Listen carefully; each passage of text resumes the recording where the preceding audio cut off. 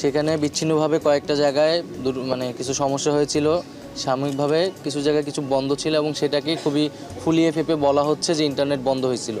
এরকম কোনো নির্দেশনা হয় না এবং এরকম কোনো ঘটনাও ঘটে নাই যে পার্বত্য চট্টগ্রাম বা কোনো একটা জায়গায় সেখানে দীর্ঘ সময় ইন্টারনেট বন্ধ ছিল এরকম প্রমাণ কেউ দেখাতে পারবে না।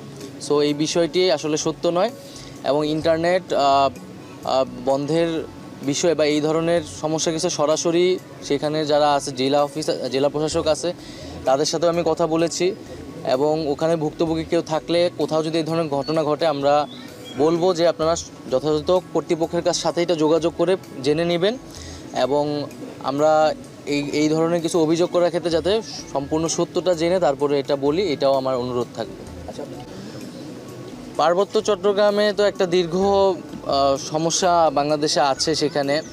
তো এই সমস্যাটি আমাদের নিজেদের অভ্যন্তরীণভাবে সেটা সমাধান করতে হবে এবং আমরা কিন্তু পার্বত্য চট্টগ্রামের যেই সমস্যাটি নিয়ে কিন্তু আমাদের আজকে কয়েকজন উপদেষ্টা সেখানে যাবেন।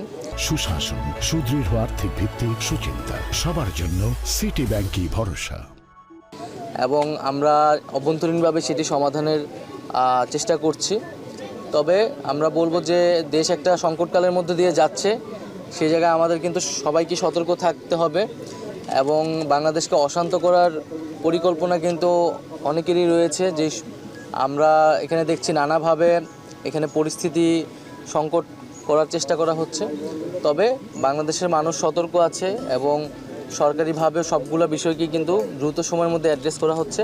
আশা করি দ্রুত সময়ের মধ্যে সেখানে সমস্যাও সময়ে বলেছি যে এটা আসলে এই জিনিসটা ভারতের এইভাবে বাঁধ খুলে দেওয়াটা উচিত হয়নি, যদিও তারা স্বীকার করেনি বাঁধ খোলার বিষয়টি।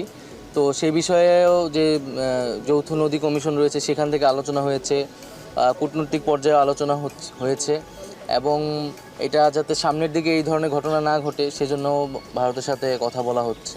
পরিমাণ কমিয়ে আনতে পারি সেই জন্য আমাদের বাঁধগুলোকে স্থায়ীভাবে কিভাবে সংস্কার করা যায় সেই বিষয়ে আলোচনা চলছে এবং যে সংশ্লিষ্ট উপদেষ্টা যিনি আছেন তিনিও নিয়ে আসবেন এবং এই বিষয়ে অভিজ্ঞদের সাথে কথা বলে সিদ্ধান্ত নেবেন। আর এখন মূলত আমরা যে পুনর্বাসন কার্যক্রমটা সেইটা কিভাবে দ্রুত গতিতে সম্পন্ন করা যায়। প্রাথমিকভাবে সবার আসলে গৃহ নির্মাণটা সবার চাহিদা এবং তার সাথে যে শিক্ষা সামগ্রী, শিক্ষা উপকরণগুলো যেগুলো নষ্ট হয়ে গেছে, তো স্কুল কলেজ খোলার ক্ষেত্রে স্কুল কলেজ